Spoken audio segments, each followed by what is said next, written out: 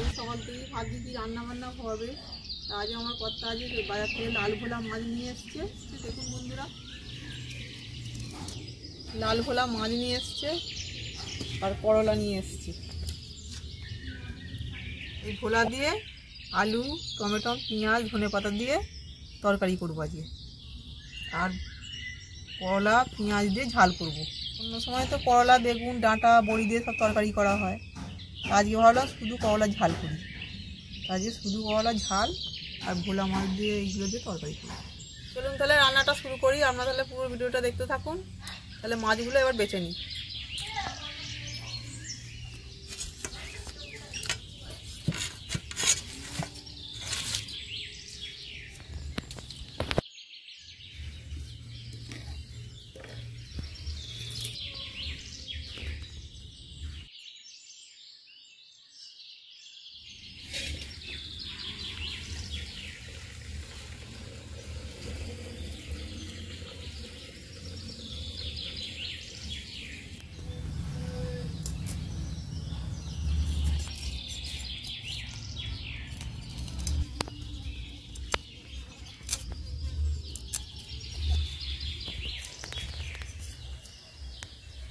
বাছা হয়ে গেছে, এবার ধুতে যাবো।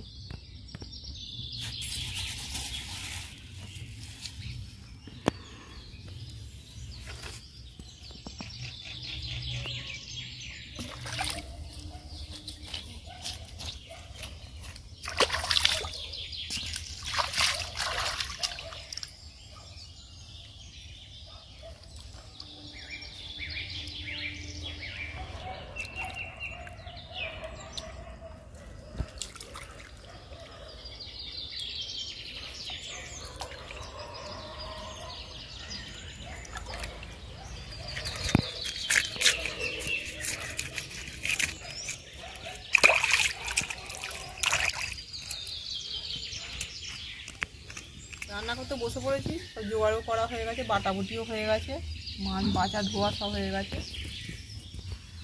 এবার কড়াও বসিয়ে দিয়েছি। এবার তেল দিয়ে দিচ্ছি।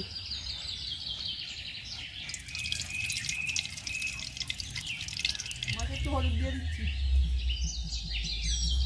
মাছটা বেছে ধুয়ে নুন দিয়ে দিয়েছিলাম, আর এখন জল দিয়ে গেছে, হলুদ দিয়ে ভেজে নেবো।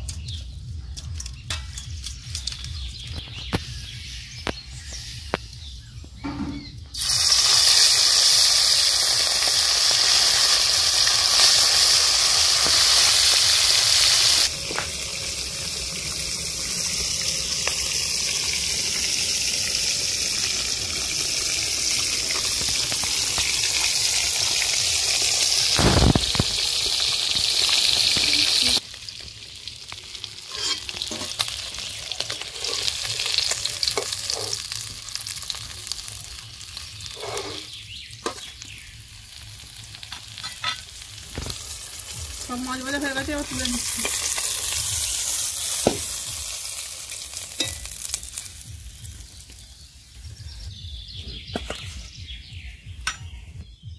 মাছ ভাজা তেলের মধ্যে আলুগুলো দিয়ে দিচ্ছি। আলুগুলো হালকা করে ভেজে তুলে নিচ্ছি।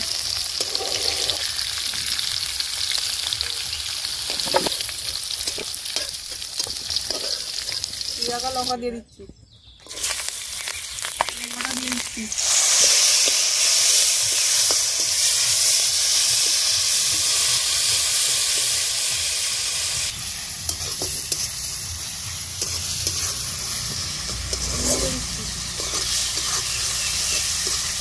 রান্নাটা করার জন্য পেঁয়াজ ঘষে নেবেন, নইলে বেটে নেবেন, তাহলে তরকারি দেখবেন টেস্ট হয়।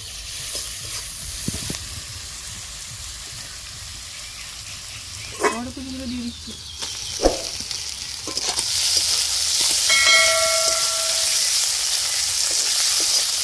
আর রসুন বাটা দিয়ে দিচ্ছি।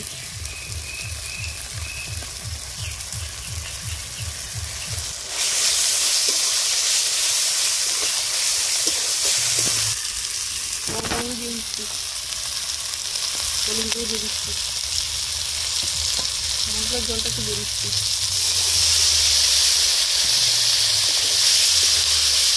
দিয়ে তুলে নিয়ে আলুগুলো দিয়ে দিচ্ছি।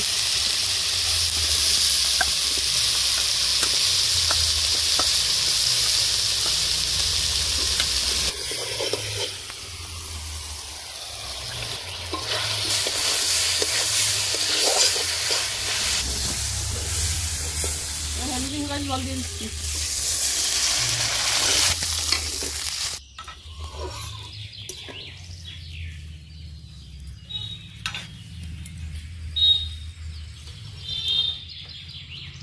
এই রান্নাটা বন্ধুরা আমার দিদার, ছোটোবেলা বাজার করতে যেতাম, মাছ নিয়ে আসতাম, দিদা বলতো যে দাঁড়া ভোলা মাছ দিয়ে আলু দিয়ে রান্না করবো। রান্না করতো, খেতেও কি ভালো হতো, স্বাদও লাগতো খেতে। আমি আজ করছি দিদার রেসিপি। কেমন দিদার রেসিপিটা আপনাদের সাথে শেয়ার করছি, আপনারাও রান্না করে কেমন লাগলো আপনারাও জানাবেন।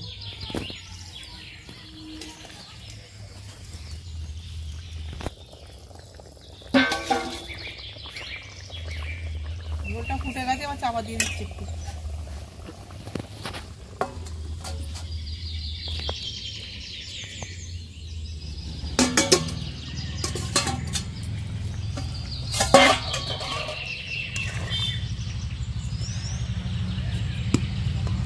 আলুটাও সেদ্ধ হয়ে গেছে, শুনে কালারটাও কি দারুণ হয়েছে। সেদ্ধ হয়ে গেছে, আবার মাছগুলো দিয়ে দিচ্ছি।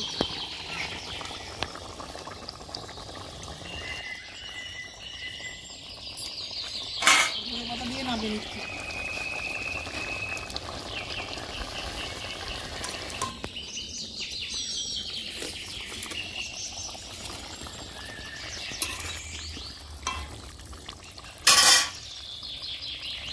ভোলা মাছ রান্না হয়ে গেছে, এবার নামিয়ে নিচ্ছি।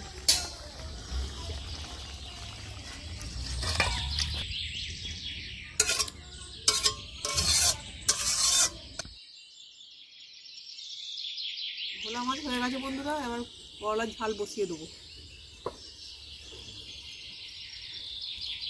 করলার ঝাল করার জন্য কড়াই তেল দিয়ে দিচ্ছি। তেল গরম হয়ে গেছে, করলা দিয়ে দিচ্ছি।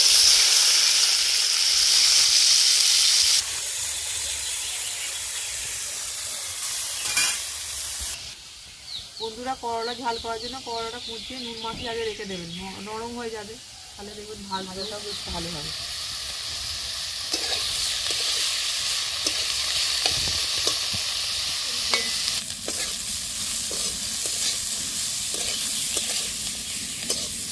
এইভাবে কাঁচা লঙ্কাও দিয়ে দিচ্ছি। করলাটা হালকা করে ভেজে নিয়ে এগুলো দিয়ে দিচ্ছি।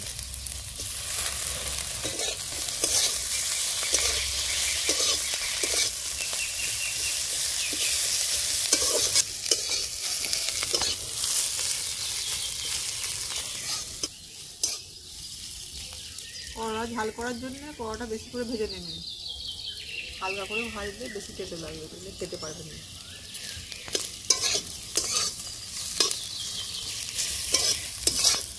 পেঁয়াজ ভাজা হয়ে গেছে, এবার লঙ্কা গুঁড়ো দিয়ে দিচ্ছি,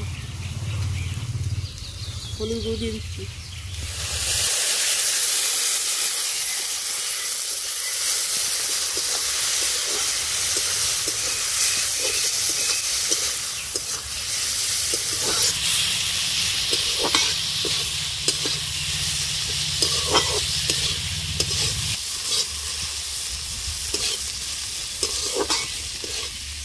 করলার ঝালটা একটু ঝাল ঝালই ভালো লাগে, কিন্তু আপনারা যেরকম ঝাল খান সেরকম হিসেবে ঝাল দেবেন।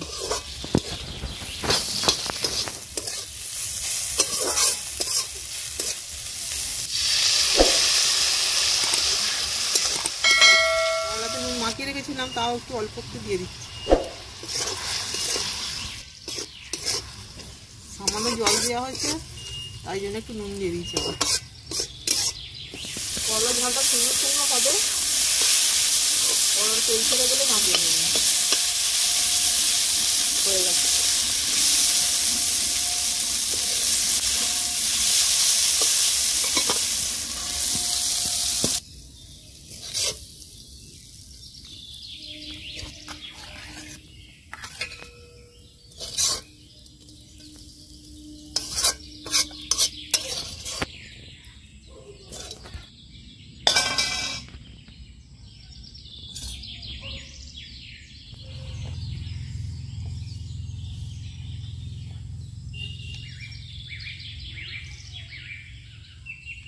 দারুণ লাগছে বন্ধুরা, গরম ভাতে করলার ঝাল। আর যদি জ্বর হয় একটু, আর যদি কোনো সময় জ্বর টর হয়, এই করলার ঝালটা করে খাবেন, এই মুখটাও ছেড়ে যাবে।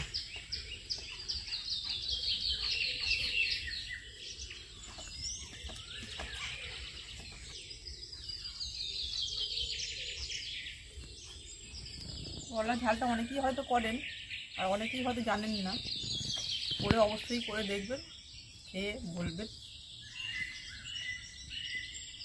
শুনতে কিন্তু সাধারণ, খেতে কিন্তু অসাধারণ। আপনারা অবশ্যই খাবেন, করে দেখবেন।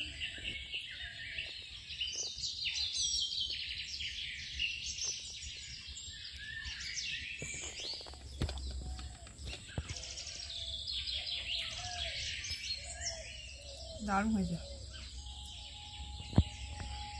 মাছটাও দারুণ স্বাদ। দিদার রান্না দিদার মতনই হয়েছে। তা আপনারাও অবশ্য বাড়িতে করবেন, এটা করে কমেন্ট করে জানাবেন। ভোলা মাছের ঝাল তো খুবই খান, আলু দিয়ে করে দেখবেন।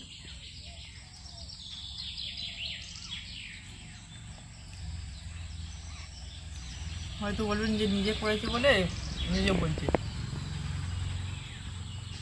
সেটা একদমই না।